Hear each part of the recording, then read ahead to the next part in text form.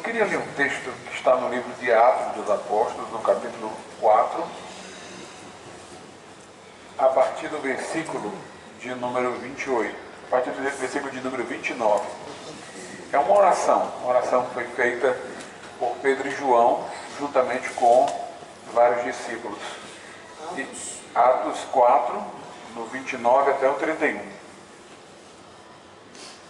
Diz assim a palavra de Deus: Agora, pois, ó Senhor, olha para as suas ameaças e concede aos teus servos que falem com toda a ousadia a tua palavra, enquanto estendes a tua mão para curar e para que se façam sinais e prodígios pelo nome de teu santo Filho Jesus. E tendo orado, moveu-se o lugar em que estavam reunidos, e todos foram cheios do Espírito Santo e anunciavam com ousadia a palavra de Deus. O que é interessante e chama a atenção da gente nessa oração é que os discípulos estavam sendo ameaçados. Pedro e João tinham sido presos e advertidos para que não falassem mais no nome de Jesus logo que soltos. De outro modo, se repetiria ou pioraria o castigo que eles haviam recebido. Mas eles disseram que importava antes obedecer a Deus que aos homens, que eles não poderiam parar de falar do que tinham visto e ouvido, e as autoridades os deixaram ir, né? Mas fizeram-lhes ameaças. Então eles se juntam aos demais discípulos na casa da mãe de Marcos, provavelmente, e lá eles oram com todos os que estavam lá. E nessa oração eles dizem assim: Senhor, olha para as suas ameaças e concede aos teus servos que falem com toda ousadia a tua palavra. Está no versículo 29. Ou seja, eles não pedem a Deus para Deus tirar o perigo. Eles não pedem a Deus para Deus poupá-los da perseguição. Eles dizem: Senhor, olha para as ameaças deles. Isso o Senhor resolve o que vai fazer com isso. Mas a nós queremos coragem para pregar. Ou seja, a gente não quer que nada nos amedronte. Em vez de eles terem a preocupação de se livrarem do perigo, como se este fosse o foco, preservar a vida, poupar-se de perseguições, eles entregam isso a Deus. Senhor, olha para isso daí que estão dizendo contra nós, vê como é que tu vai tratar isso daí, mas nós queremos ousadia, coragem, porque a gente não quer parar de pregar a tua palavra. E enquanto tu estendes a tua mão para curar, para que se façam sinais e prodígios pelo nome do teu santo Filho Jesus, enquanto eles oram, então o Espírito Santo vem sobre eles, o lugar inclusive treme, e eles são cheios do Espírito Santo e recebem aquilo que pediram. Mediante o Espírito de Deus que os encheu, eles se tornaram intrépidos naquele momento para pregar, e pregavam com toda ousadia, com toda intrepidez a palavra do Senhor. Nós falamos ontem sobre Jerônimo de Savonarola, né? Que foi um pregador muito destemido, muito corajoso, porque ele enfrentou as autoridades mais fortes de sua época, quer sejam os Médicis, os papas Inocêncio VIII e Alexandre VI, os inimigos que estavam lá na cidade, o rei da França que invadiu aquela região. Inclusive, uma coisa interessante, que quando Carlos VIII invadiu Florença, e ele havia avisado que isso ia acontecer numa profecia, os florentinos o enviam como embaixador.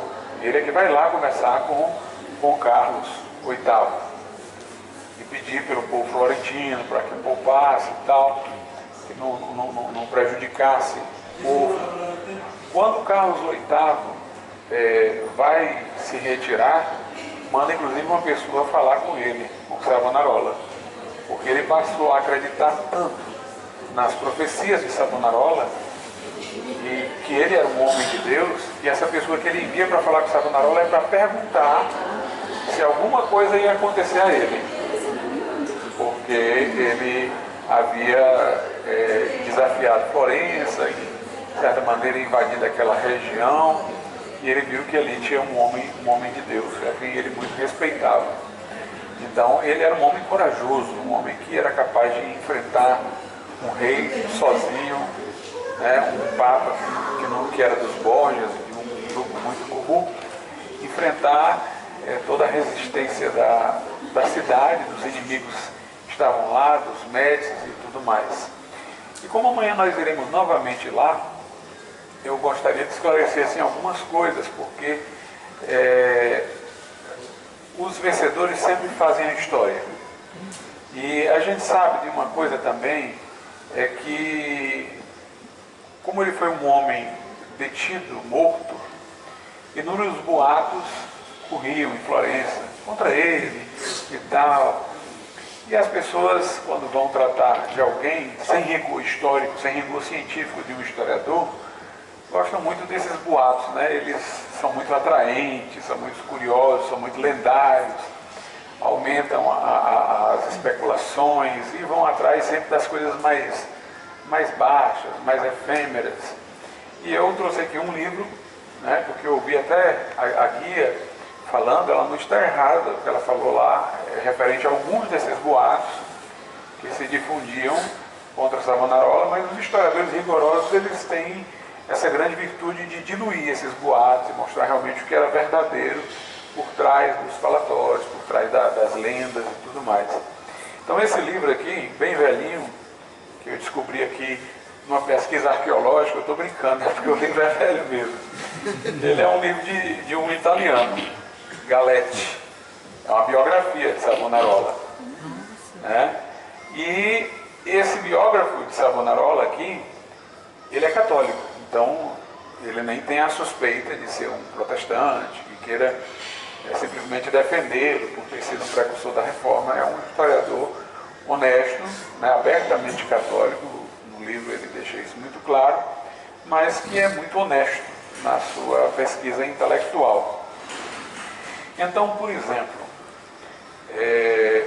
vamos aqui, eu vi, né, no caso a nossa guia, falando que Savonarola resolveu ser frade por causa de uma desilusão amorosa. Né? Nossa, Jesus. Então vamos ver aqui o que é que o Galetti diz sobre isso. Ele diz assim, ó, na carta dirigida ao pai, carta que Savonarola dirigiu ao seu pai, a 25 de abril de 1475, do convento dominicano de Bolonha, para onde fugira a fim de vestir o hábito daquela ordem, dizia que a razão principal que o levava a fazer-se frade era a grande miséria do mundo, as iniquidades dos homens, os estupros, os adultérios, os latrocínios, a soberba, a idolatria, as crueldades, pois o século chegou a tal ponto que não se encontra quem faça o bem.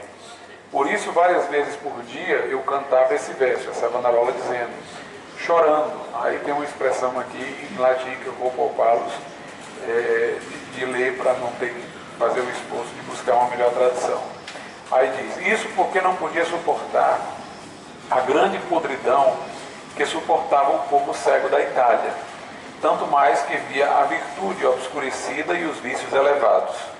Alguns biógrafos, acho que ele vai dizer agora, de Savonarola, aludem a um amor não correspondido e até mesmo duramente repelido, que ele teria nutrido aos 20 anos pela filha de um Strozzi, exilado de Ferrara em Florença.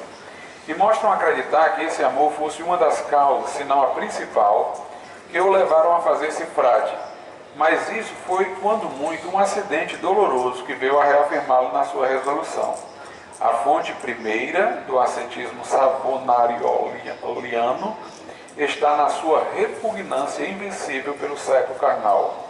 A força que o arrebatou da família e ao mundo foi a voz interior, e para obedecer-lhe Savonarola quis retemperar-se quando jovem, na prece e na solidão, e depois de homem foi levado a ensinar e a agir entre os homens.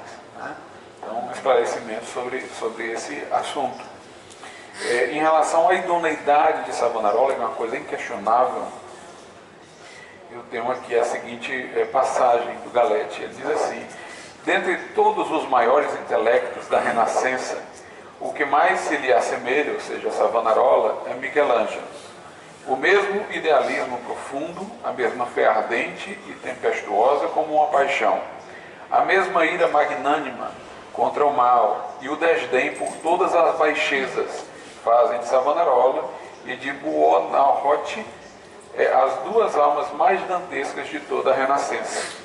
E a vida do frade dominicano tem em si a unidade harmoniosa e o relevo de uma estátua de Michelangelo, com uma clareza de julgamento e uma compreensão dos homens e das coisas que os mais atilados políticos de todos os tempos julgaram admirável. Ele reformou a República Florentina, reconciliou a liberdade com a religião, reavivou nas almas o sentimento cristão, ofuscado ou pervertido, organizou um governo livre e honesto sobre o fundamento da dignidade moral, e quando caiu, deixou de si tal memória na alma de seus sequazes e dos próprios adversários, um tal fermento de fé e energia na consciência dos florentinos, que meio século depois de sua morte, tudo o que se pensou em Florença de generoso, de forte, em defesa da liberdade contra a corrupção da tirania, tirou inspiração e força dos ensinamentos do frade. A história mostra poucos exemplos de caráter tão firme, de vida tão pura e militante, elevada a um ideal de perfeição moral e de atividade civil por um anelo de religiosidade tão intrépida. Outra passagem aqui que eu quero chamar a atenção é acerca de Savonarola. Deixe-me ver.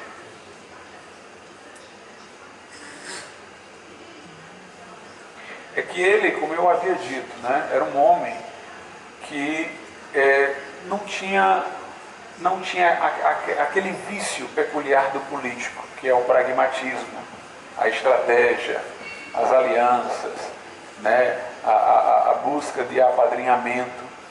O livro aqui tem um momento que faz uma diferença entre ele e Maquiavel. E lá, quando nós formos amanhã no Museu de São Marcos, se você for na parte da literatura, que é no final, né, tem a lojinha, tem um livro lá de vários tamanhos, tamanho de bolso, tamanho maior, mas é o mesmo livro, Maquiavel e Savonarola. Tem um de frente para o outro, cara a cara, como se fossem dois adversários, né? O livro aqui também fala da distinção de Maquiavel e Savonarola. O Maquiavel dizia que a moral e a política deveriam estar separadas. Ele é considerado o pai de uma visão política da modernidade em que não mais se subordina a política à moral. A ideia do Maquiavel é que o governante, para poder manter o seu poder, conservar-se no trono, ele pode usar de estratagemas que a moral não reconheceria como válida, mas que seriam politicamente valiosos. Então, em alguma situação você pode enganar, você pode trair, você pode simular, e às vezes se justifica dizendo que isso é para o bem público, né? Por isso que a gente conhece Maquiavel por aquele slogan, né? Os fins justificam os meios. No caso de Savonarola era o contrário. Para ele a política e a moral não se divorciavam. Sob hipótese nenhuma você poderia usar de estratagemas, raciocínios pragmáticos, no âmbito da política, em traição a valores morais. Então a oposição está exatamente nessas duas visões, a de Maquiavel e a de Savonarola. E Savonarola, quando ele sabia que estava sendo perseguido, é uma coisa curiosa, ele não se defendia. Ele não buscava um apoio num poderoso, num influente. Porque ele sabia que se ele fosse buscar, ele tornava-se um devedor. Ele era um homem de espírito assim, estritamente independente. Então, quando ele começou mesmo a sentir que ele iria ser martirizado, ele começou a dizer isso publicamente, nas suas pregações. Que o seu fim seria o martírio, mas que ele não iria ceder, né?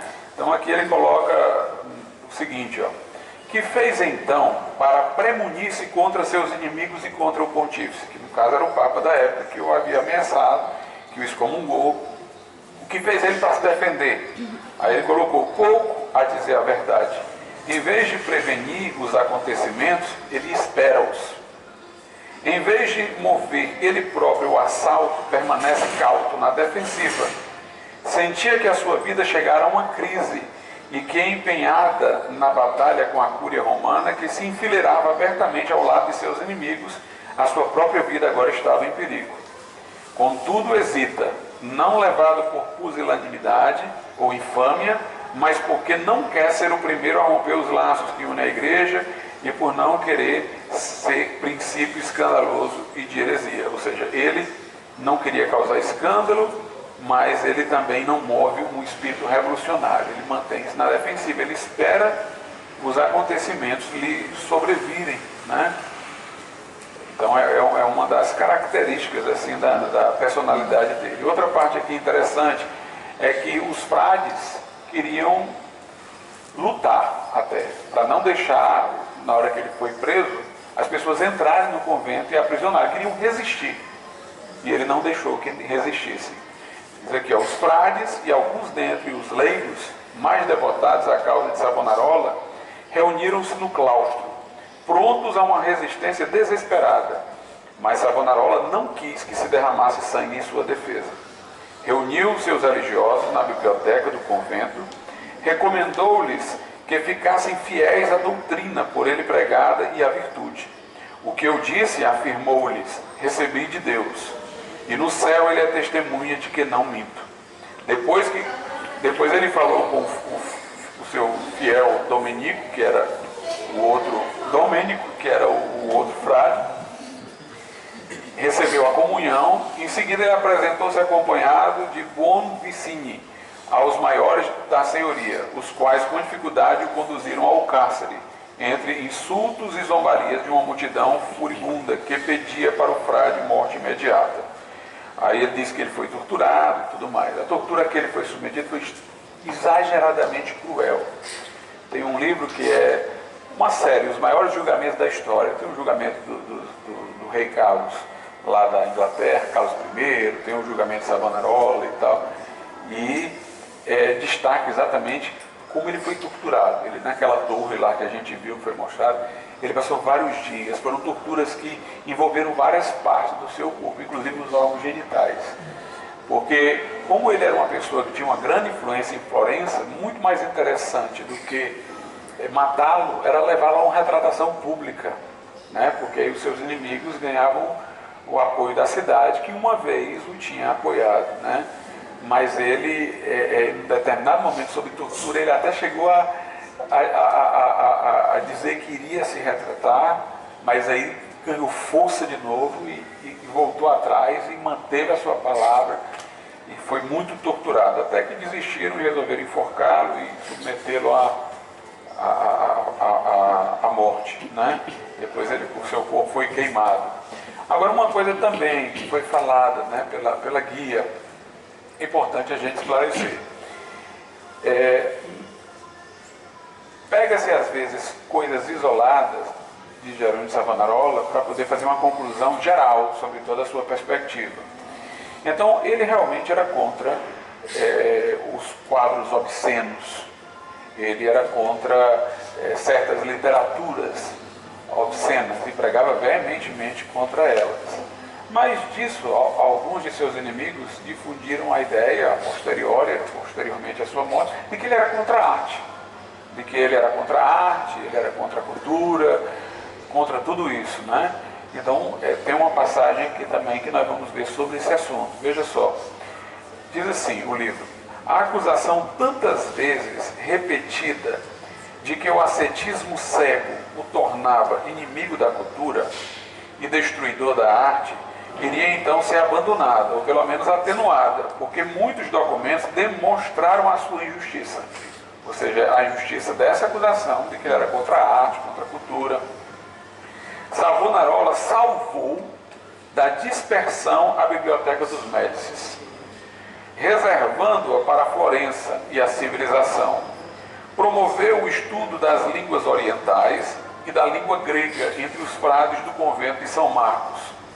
Ele próprio tinha muita doutrina, não somente sacra e teológica, amou e cultivou a música e a poesia, e desta última fadou com ideias e sentimentos que se ligam através do misticismo dos vitorianos e de Scott Origina às ideias neoplatônicas.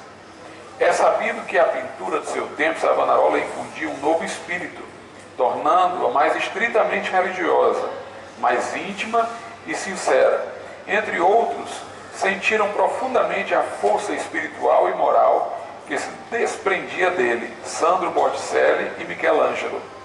E um pouco da sua grande alma vive nos profetas da Capela Sistina e respira poderosamente na piedade e na indignação religiosa que inspiraram Buonarroti no juízo universal. Em certas passagens, as suas prédicas, Savonarola transportado pelo desdém contra o epicurismo vulgar de certos humanistas e contra o paganismo friamente cínico que eles ostentavam, invetiva com demasiada violência e condena sem remissão o estudo dos escritores antigos. Refletindo, porém, reconhecia que tais estudos não podiam ser excluídos da cultura. Recomendava apenas que o estudo da filosofia não obscurecesse o das Sagradas Escrituras e que não se comentassem nas escolas os autores obscenos. Os pais devem fazer os filhos estudar gramática, latim, aconselhava ele do púlpito, porque o bom engenho nutrido e ajudado de um pouco de gramática faz bastante, mas deveria haver uma lei que excluísse Ovídio, A Arte de Amar e outros livros, que não é necessário citar aqui, e que ensinavam 1000 lascívias. Deve-se tolerar Vigílio, Homero em grego e Túlio, e fazer ao mesmo tempo a leitura de Santo Agostinho, a Cidade de Deus, São Jerônimo ou qualquer outra coisa de escritura santa. Então a gente vê que foi mais uma questão seletiva, uma hierarquização, né, da literatura, da arte, colocando obviamente aquela que promovia a moralidade num patamar superior. Não a recusa da arte em si e por si, né? Então é sempre bom porque hoje nós vivemos num tempo de muita desconstrução. Então você quer sempre fazer do herói vilão, você quer detratar figuras do passado, tirar o mérito, né? Os filmes hoje pegam personagens e detratam. Lá no Brasil está havendo um caso aí daquele grupo Porta dos Fundos que está fazendo um filme como se Jesus fosse homossexual, Maria fosse uma prostituta, os discípulos fossem alcoólatras e tal. Então tem toda essa vontade hoje de se desconstruir, de se pegar uma pessoa que teve uma reputação ilibada e procurar alguma coisa escondida na vida dele, por trás do armário, qualquer elemento que possa levar a desconfiança para criar. A gente vê muito isso, né? E esse tempo aqui, dessas obras aqui que eu tenho em mãos, é um tempo de maior fidelidade histórica, de maior rigor científico dos historiadores, né? Os boatos que existem hoje existiam naquela época, de obras como essa daqui, que tinha um rigor científico. Sempre naquele tempo os boatos eram dissolvidos, hoje eles são promovidos, né? Porque se quer o sensacionalismo, a coisa excêntrica, né? Não essa fidelidade histórica, né? Mas a gente vê que ele foi um grande personagem para a Florença, né? Adiantando também alguma coisa de amanhã, nós iremos nas catacumbas, né? As catacumbas são cemitérios cristãos, subterrâneos e tal, e o cristão em lugares vistosos por causa da perseguição. Uma outra coisa que a gente vê hoje historiadores tentando desconstruir é que isso não aconteceu. Talvez até vocês vão ouvir alguma coisa lá dizendo isso, porque tem alguns historiadores, não, isso aí foi uma coisa lendária e tal, mas na realidade, aquilo lá era só o lugar que eles enterravam, colocavam os mortos, mas não onde houve o escudo.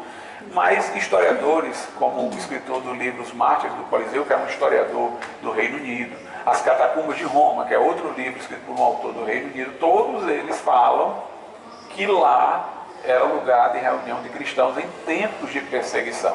Existe até um livro de autoria anônima, que é o Mártir do Coliseu. Acho que é o Mártir do Coliseu, Glauquinho? A gente leu, não sei se é o... Mártir das Catacumbas. O Mártir das Catacumbas. É um livro que nunca se descobriu quem é o autor, mas que conta a história dos cristãos nesse período e fala de cultos lá na catacumba. É um livro literário, não é um livro histórico, é um livro como se fosse uma narrativa literária, um conto, né? E, portanto, existem várias provas de que se uniu lá, inclusive existem igrejas lá dentro que foram feitas em homenagem aos marcas, né? que eles faziam, né? Do peixe, as marcas do cristianismo. Isso. Algumas coisas depois nós vamos também considerar em relação às catacumbas mais adiante. Por exemplo, uma coisa interessante, eu li isso no livro As Catacumbas de Roma, e quando eu vim a última vez a Roma, o guia que nos levou lá nas catacumbas, Ele disse exatamente isso. Quando ele disse, eu chamei a atenção porque eu tinha trazido o livro. Aí disse, olha, do jeito que o livro aqui diz, né? O historiador dizia, porque nos primórdios do cristianismo, nas catacumbas, você não vê cruz. Os cristãos não usavam como um símbolo a cruz. O que é que você vê nas mais antigas, nos sepulcros lá mais antigos, nas catacumbas?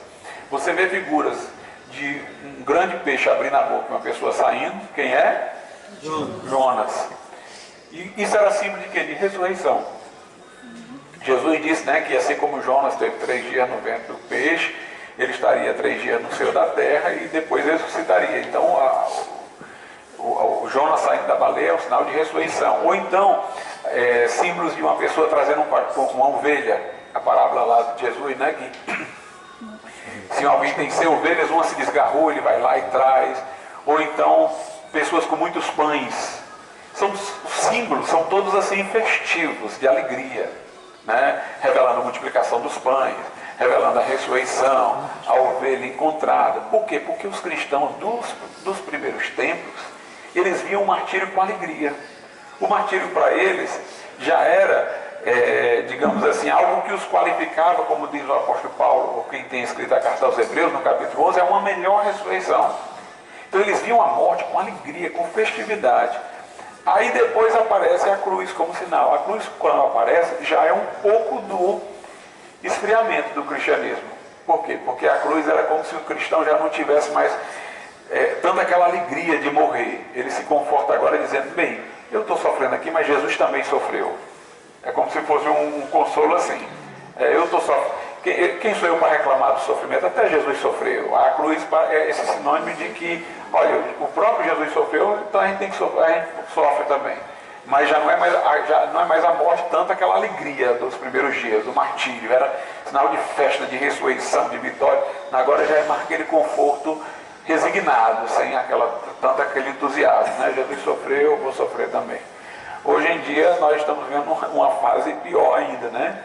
Gente aí que se diz cristã, que parece mais muçulmano, que é falando de se vingar, de matar, e não sei o que. Tem muito cristão aí que o símbolo dele parece mais um revólver, né, do que uma cruz. Então, essa é a fase da máxima decadência, é quando as pessoas se ressentem, querem vingança, querem o troco e tal, nada mais distante do cristianismo, onde Jesus disse para a gente amar os inimigos, orar por aqueles que nos perseguem, abençoar aqueles que nos amaldiçoam, né? Sem revide, sem mágoa, sem ressentimento. Mas o cristianismo bem primitivo é o melhor exemplo para nós. Não apenas se resignar, como faria um estoico. Uma das diferenças entre o estoico e o cristão, quem disse isso foi um grande jurista, Miguel Reale. Miguel Reale tem um livro que ele fala das influências do cristianismo no direito. Aí ele diz o seguinte, a diferença entre o estoico e o cristão é o seguinte, ambos eram resignados.